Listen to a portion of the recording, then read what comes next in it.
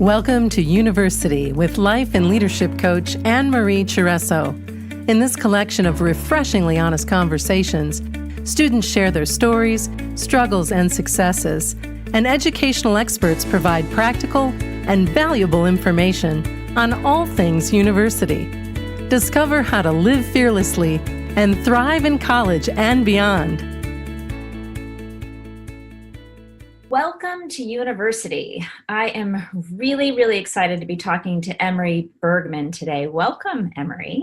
Hi, how are you doing? I am great. Thanks so much for being here. I discovered Emery last fall when someone shared with me the My College Transition video, which was so well done and so fun to watch. I probably watched it 100 times. Congratulations. Thank you. You made this video and you have like 230,000 views. That's amazing. Did you know? Oh my gosh, no idea. It was like, I had made the video for a school project. It was homework. And basically I had just put it on YouTube because it didn't fit on a flash drive. And I had no intention of anyone else seeing it but my teacher and possibly my class for critique. Because I'm a fine arts major, and it was just a little horrifying at first because there's like a whole minute of me dancing on that video. So knowing that many people have seen it is a little, frightening. But yeah, the feedback has been really great. So in the end, it really just made me happy that, what it stood for came through and that a lot of people resonated with it. So many people resonated with it because I haven't had a chance yet to read through all the comments, but you got so many comments on. Oh yeah, it was crazy. It was crazy. Some of them were critiques actually, which is fine. I am a very open person to that. But a lot of it was just, yeah, hi, I'm a college freshman and I connect with this a lot. And like seeing that, really gave me a sense of closure in the fact that like the way I was feeling wasn't unusual. So it was just all the comments. I had tons of emails and like I actually had a bunch of people from colleges, like administrators and stuff, reach out to me and said, hey, thank you for your video. We think it speaks really true to the freshman experience. So hearing all of that just made me personally feel so much better about, having a rough first semester. And it really did mean a lot. So it was really crazy though, the amount how widespread it got. I'm really appreciating now hearing this from you around how it accidentally went viral, right? You weren't intending it, like this series of events that led to it not really fitting in your flash drive, so you had to upload it to YouTube. And I love how the universe is sort of at work, behind the scenes, sort of, getting it out there into the world, because I make up that you might not have voluntarily done that. Definitely not. I'm not crazy about showing people my artwork.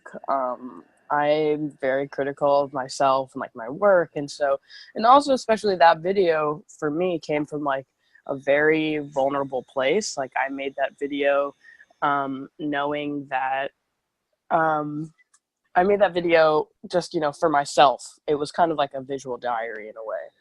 And so seeing then like putting it online, it was like almost torture for me. And then like finding out that all these other people were seeing it was just so amazing and so terrifying at the same time. But yeah. Yeah, it's a simultaneous experience, like exhilarating and terrifying. Yeah. And they're almost the same vibration, like excitement and terrification. It's like going on a roller coaster. Like you really want to, but you're scared to death. Mm-hmm. Yeah, and I loved the video so much because it was just super creative. So thank you. It was so fun. I kept like, I wish I were young. I wish I could do stuff like this, But at the time, I was hosting. So I'm a life and leadership coach, and I work with young adults and young people, and I work a lot with students in transition in life, so into college and out of college and launching in life in all sorts of different areas of life.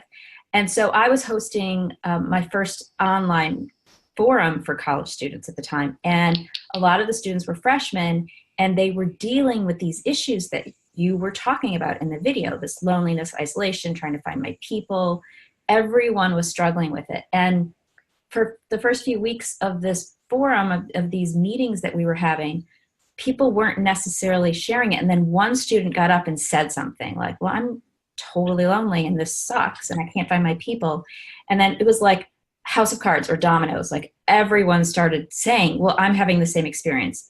But this idea, that social media has this illusion that people are so happy, or the stories that you think you're supposed to be having the time of your life and nobody is actually. Yeah, and I think also, especially now with social media, there's this incredible stigma against being lonely and having a bad time. And like, because the whole purpose of social media is just sharing like the best parts of your life. It's like this window into the exciting, parts that you lead and like places you go and the people you hang out with. And no one's going to talk about or discuss the parts that aren't that enjoyable.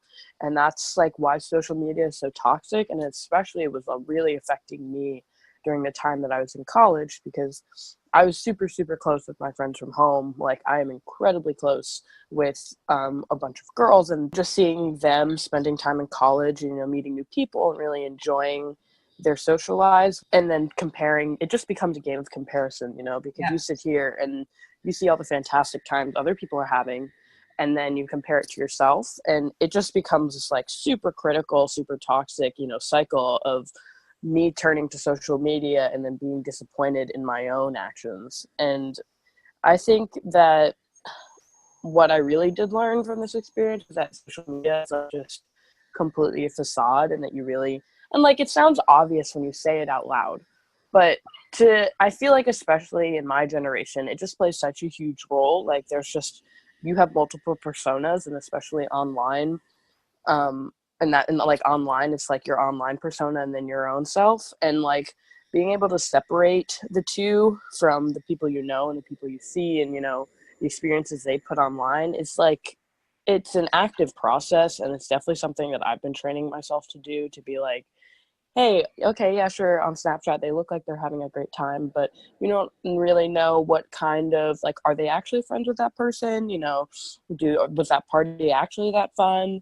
So it just takes like a lot of mind training and a lot of like being able to separate yourself from what you see and not taking social media to heart. But yeah, I think especially in the first semester, it was really hard, especially when you're alone a lot. You're going to turn to your phone. So it just becomes really just this toxic cycle. It's so true. You turn to your phone when you feel alone. That's like a rhyme. You turn to your phone when you feel alone. Yeah. And that social media is kind of a lie. This idea that what we put out there isn't necessarily an accurate representation of what's going on inside us. Mm-hmm. And that was the other common denominator that I'm hearing from a lot of students, and by the way, adults, right? I mean, we're talking to students on this podcast, but it's true of everyone. And that what you see isn't necessarily truly reflective of what's going on inside people. So this act that we talked about at the very top of our talk just a few minutes ago, where you said, I wasn't really intending on being so vulnerable and posting my truth for every 233,000 people to see. And then look what it's created. I mean, tell me more about taking that leap, which I think was so courageous. But taking that leap, how has that turned into a positive for you? So there's a couple of things. I feel like the first person, so the real reason why I think it went viral was because of my mom. Basically, she posted on Facebook and sent it to all her friends. So, and every time people tell me that they've seen my video, they said, oh, my mom sent that to me. So I really do think that moms are the reason why this went viral, because they're always thinking of their kids, and so when they see something like this, they're like, hey, like, I know you're talking to me about this, like, check it out. So I think that was like the whole reason. So side note, thanks, Mom. But also, so it was after that she posted it that I ended up posting it on my own Facebook. And that was like a huge thing for me. That was like, I had to really think about it. And like, I asked all my close friends, I was like, should I post it? Like, I was like, I feel like this is weird. But then it got like hundreds of likes, and then all my friends shared it, and that was just like, and then all the comments that I got from, and I think especially seeing my own friends say, hey, I feel the same way. Oh my goodness, like this like resonates so deeply with me. Like my first semester is hard too, like meant a lot because these are like my peers. And especially the people that I miss dearly too. And also the people that I'm seeing the most from social media. So having that was like a really big step.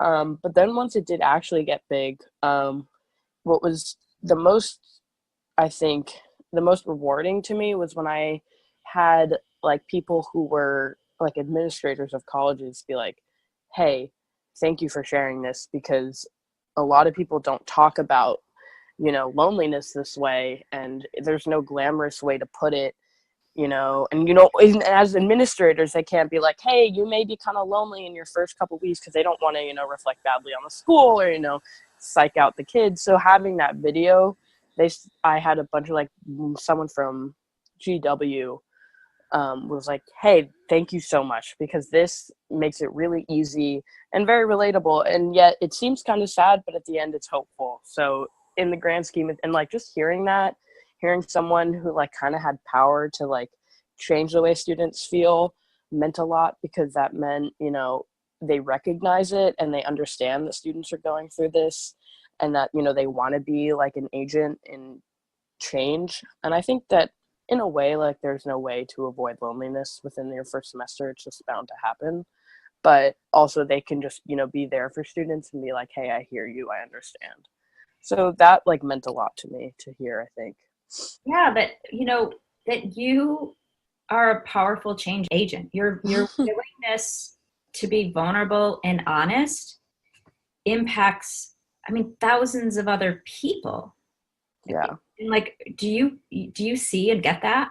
Yeah, I do, but I also don't want it. I feel like it's kind of weird to be the lonely girl in a way. A lot of people are like, oh, you're the girl who has no friends. And I'm like, yeah, that's me.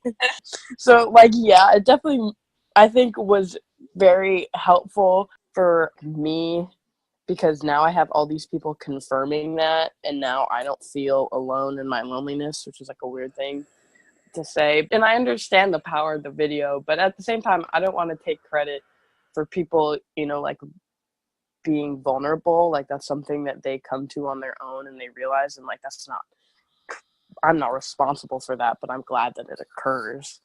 I just hope that students will be more willing to talk about it and not just, you know, put up that facade of I'm having a great time, because I think a lot, especially first semester, I know a lot of kids would like lie to themselves and be like, oh, I really do like these kids that I'm hanging out with, and then really not feel connected to them at all. Because in a way, like having the video made me like recognize that I was lonely, and also motivate me to go find people that I really did connect with, or like find communities that I really could be a part of.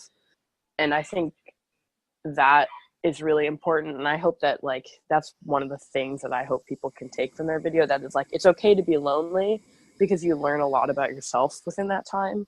Yeah. And like what you want in a friend, and like what groups you want to be a part of, because Yeah. that's a great thing about college too, is that, you know, it's really a fresh start for you, that you get to, you know, really, you can reinvent yourself if you like, but you can also just find groups that really like support you, and people that will really, you know, be an agent in your learning experience, as well as like try new things. And I think that loneliness was like a huge motivator for me to, you know, go out and try that. Well, like loneliness can be a motivator in two ways. And what I hear you saying is you kind of went inward a little bit, Yeah. versus going outward, looking for others to define you or figure out who your people are. And that's so easy to slip into, right? So we're lonely, Yeah. and we start latching onto others to try and feel less lonely and in part of something greater. But when we get quiet and go internal, like you said, you can make a choice to stay sort of truer to yourself and find Yeah. the right people.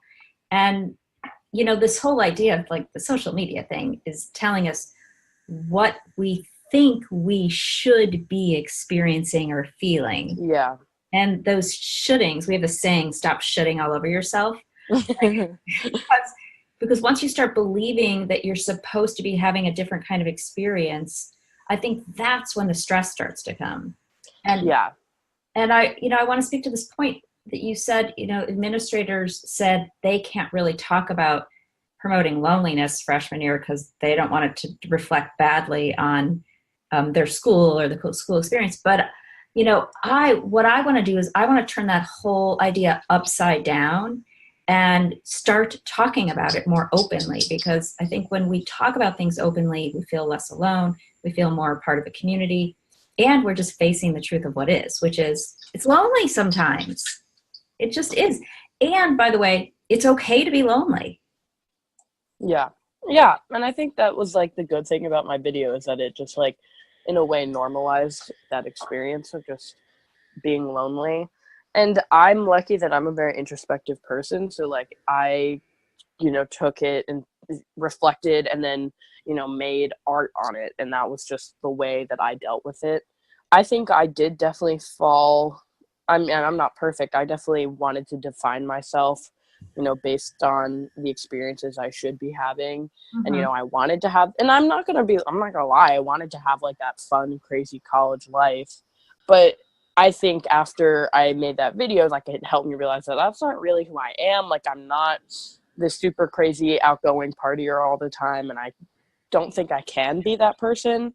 Like I really do enjoy doing work, and I really enjoy like working super hard and involving myself in all my art, and that gets in the way of like that crazy college lifestyle, I guess.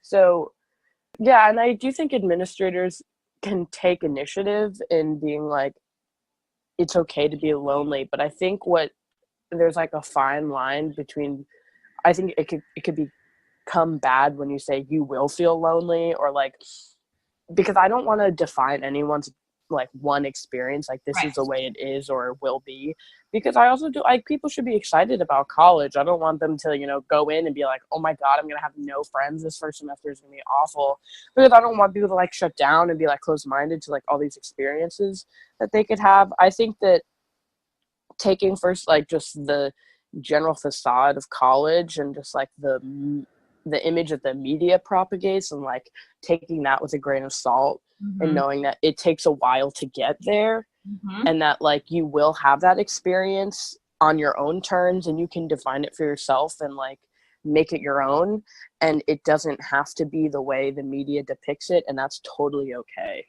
Yeah, and that your college experience is just like what you make it and what you want it to be. You make it and what you want it to be. You're absolutely right. And it's not necessarily going to be lonely, and it's not necessarily going to be a giant party. It could be a combination of both of those things at any given time. Welcome to life. By the way, what you guys are experiencing this first time you transition out of your home into your family life and into your first time being out on your own, this is like the first time you're experiencing all these things, and you're going to put that on rewind and play again over and over in your life, because you're going to transition out of college and into your first apartment, into your first job, or into a relationship, or maybe not into a relationship, but wherever, like all these different transitions in your life, so you're just practicing being with the experiences of life. And they're not necessarily prescribed. They're not necessarily going to be one way or another, but there is a way in which I think so many people aren't prepared for all the possibilities. Like it's not just going to be a fantastic experience. It's not just going to be hard. It's not just going to be easy, but it could be anything.